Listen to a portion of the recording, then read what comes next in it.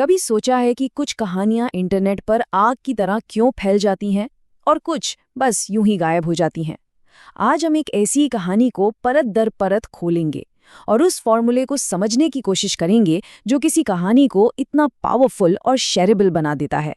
चलिए इसके पीछे की साइकोलॉजी को समझते हैं।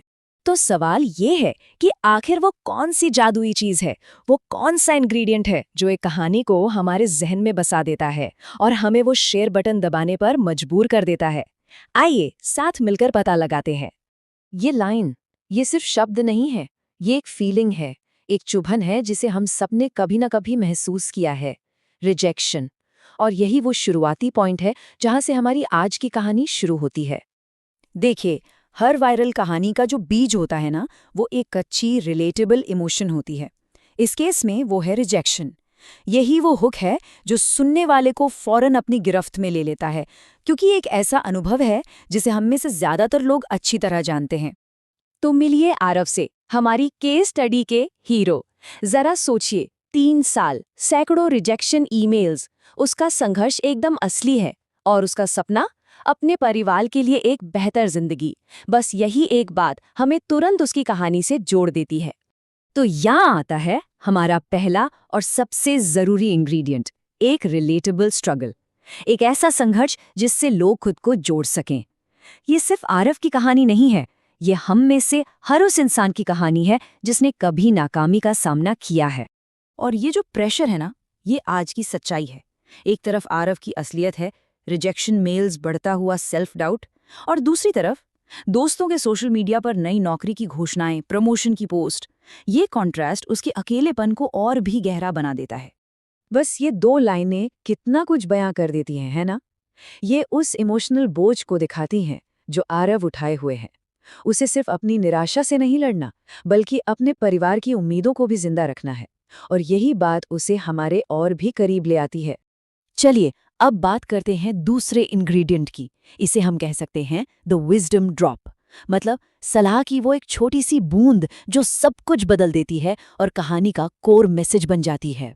इमेजिन कीजिए सीन, सूरज ढल रहा है, आरव छत पर है और वो अपने एक पड़ोसी से बात कर रहा है।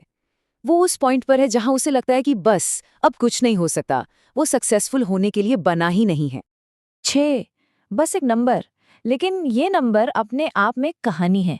इसका क्या मतलब हो सकता है? ये सस्पेंस कहानी को और भी ग्रिपिंग बना देता है। और ये रहा जवाब। क्या जबरदस्त पंचलाइन है। ये एक लाइन सक्सेस और फेलियर को देखने का पूरा नजरिया ही बदल देती है। ये बताती है कि जिसे हम ओवरनाइट सक्सेस कहते हैं, उसके पीछे असल में सालों की मेहनत और अनगिनत नाकाम कोशिशें होती हैं। तो ये है कहानी का निचोड़। पड़ोसी की सारी सलाह इस एक पावरफुल आइडिया में सिमट जाती है और यही बन जाता है कहानी का कोर मैसेज। एक ऐसा आइडिया जो सिंपल है, यादगार है और शेयर करने में बहुत आसान है। अच्छा, किसी भी अच्छी कहानी में सिर्फ सलाह देना काफी नहीं होता, हमें एक्शन भी दिखाना पड़ता है। और यहीं आता है हमारा तीसरा इंग्रेडिएंट, द ट्रांसफॉर्मेशन मोन्टाज, मतलब वो हिस्सा जहां हम हीरो को सच में बदलते हुए देखते हैं। और ये है वो पल जब आरव खुद से एक वादा करता है। ये वादा बहुत जरूरी है, क्योंकि ये उसे पैसिव निराशा से निकालकर एक्टिव एफर्ट की तरफ ले जाता है। अब वो सिर्फ सोच नहीं रहा, वो कुछ करने वाला है। और देखिए, ये कोई जादू नहीं है, ये है एक प्रॉपर ब्लूप्रिंट, ठोस कदम। सुबह जल्दी उठना, एक्सरसाइज करना, फिर स्किल्स पर काम करना, अपनी गलतियों को एनालाइज करना और सबसे जरूरी, हार ना मानना। आरव अब अपनी किस्मत खुद लिख रहा है। ये लाइन मुझे बहुत पसंद है।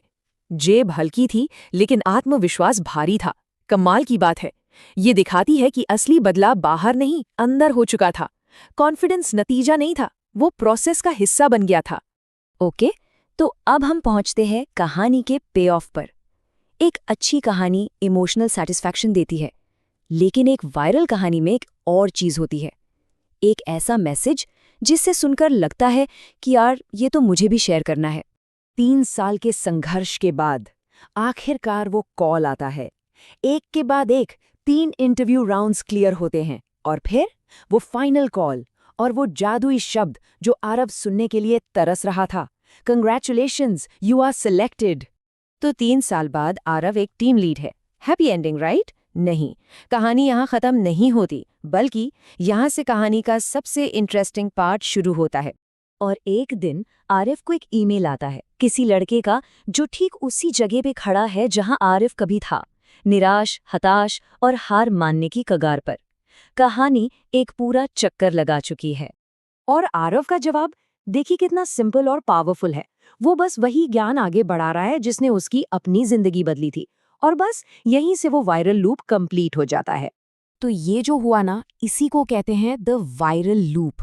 ये वो पॉइंट है जब कहानी का मैसेज इतना पावरफुल होता है कि जो भी उसे सुनता है वो उसे आगे शेयर करने के लिए मजबूर हो जाता है, और कहानी खुद ब खुद फैलने लगती है। तो इस पूरी कहानी का निचोड़ क्या है? बस ये एक लाइन कि अक्सर जिंदगी ठीक उस एक कोशिश के बाद मुस्कुराती है जिसे हम छोड़ने वाले होते हैं। ये एक बहुत ही होपफुल और यादगार मैसेज है। तो ये पूरा एनालिसिस हमें एक बहुत ही पर्सनल सवाल के साथ छोड़ जाता है। आरव की कहानी हमें अपने अंदर झांकने के लिए कहती है, वो कौन सी एक आखिरी कोशिश है जो शायद सब कुछ बदल सकती है। सोचिएगा जरूर।